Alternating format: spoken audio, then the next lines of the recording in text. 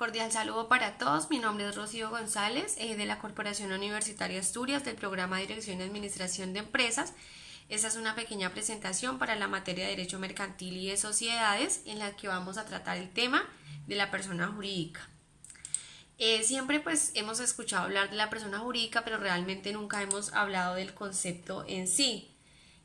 Según la ley colombiana, la persona jurídica o moral es una persona ficticia capaz de ejercitar los derechos y adquirir obligaciones para realizar actividades que ocasionan plena responsabilidad jurídica.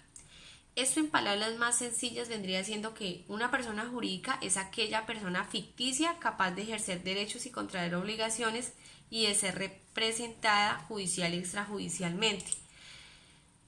Vamos a ver qué son las personas jurídicas según su origen. Las personas jurídicas civiles se caracterizan por no perseguir un lucro de dinero, ni sus miembros aportan capital o trabajo para la explotación de un objeto social y posterior distribución de las utilidades. Entre ellas tenemos las corporaciones, las fundaciones, los sindicatos y las cooperativas.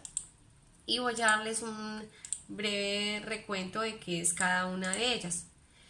Las corporaciones es un ente colectivo formado por un número determinado de personas las cuales buscan un bienestar de las asociaciones, ya sea físico, moral o intelectual.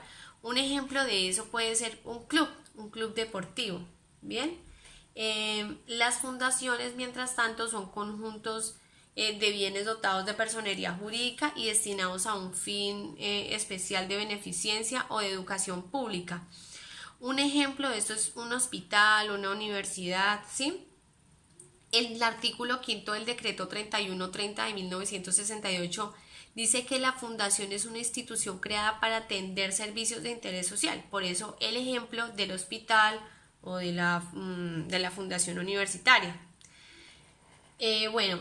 Los sindicatos ya son un tipo de asociación, también es asociación de personas que tiene como finalidad la defensa y moral y económica de los intereses de los afiliados. Pues ustedes todos saben que es un sindicato y más o menos cómo ejerce su actividad. Pero el artículo 353 del Código Sustantivo del Trabajo establece el derecho a asociarse libremente para defender sus intereses. Por eso en las empresas existen los sindicatos. Y finalmente tenemos las cooperativas que, como pueden encontrar en el mercado, buscan especialmente ofrecer a los socios bienes y servicios a un precio mucho menor que como pueden encontrar en el mercado. Por eso las asociaciones voluntarias, las cooperativas voluntarias que unen esfuerzos para beneficiar a sus miembros, por ejemplo como las cooperativas de profesores que entre ellos hacen préstamos de dinero y eso así, pues ellos buscan beneficiar a sus miembros. Bueno, por otro lado tenemos las personas jurídicas, pero ellas son según su origen. Estas, en cambio, las anteriores eran sin ánimo de lucro. Estas, mientras tanto, son con ánimo de lucro. Por ejemplo, la colectiva, en comandita, las simples por acciones anónimas y de responsabilidad limitada. Las primeras, que son las colectivas, son formadas por dos o más socios que responden solidariamente e ilimitadamente por operaciones sociales.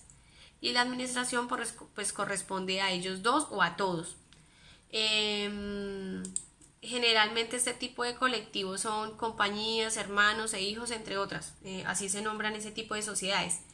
En comandita se forman por uno o más socios llamados gestores o colectivos y son los que se comprometen solidariamente su responsabilidad por las operaciones sociales, y otros llamados comanditarios que limitan la responsabilidad de sus respectivos aportes. Generalmente la expresión para este tipo de comanditas o la abreviatura es compañía y la abreviatura es CIA, compañía o CIA. Este tipo de comandita, la comandita esta, se divide en dos. Puede ser simultáneo los socios comanditos o con los socios colectivos. Las simples, si el capital social está conformado por aportes de socios comanditarios o con los socios colectivos simultáneamente. Y por acciones, cuando el capital de la asociación está representado en títulos de igual valor. Generalmente esta sociedad requiere de más de 5 accionistas para conformarse. Por otro lado tenemos las anónimas. Las anónimas están formadas por la reunión de un capital o fondo dividido en acciones de igual valor, suministrado por accionistas responsables hasta el valor de sus respectivos aportes. Acá hay que tener en cuenta que es administrada por gestores temporales irrevocables. Generalmente las sociedades anónimas tienen entre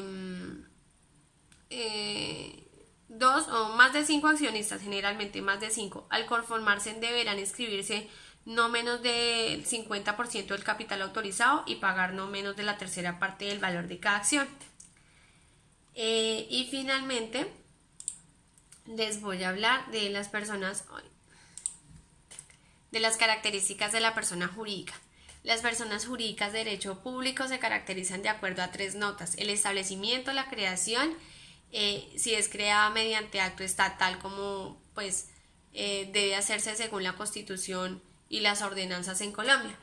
El patrimonio es costeada con fondos oficiales del Estado, recaudada a través de los impuestos de toda índole. Los órganos es administrada y gobernada mediante órganos públicos y estatales como los distintos ministerios que tiene el Estado.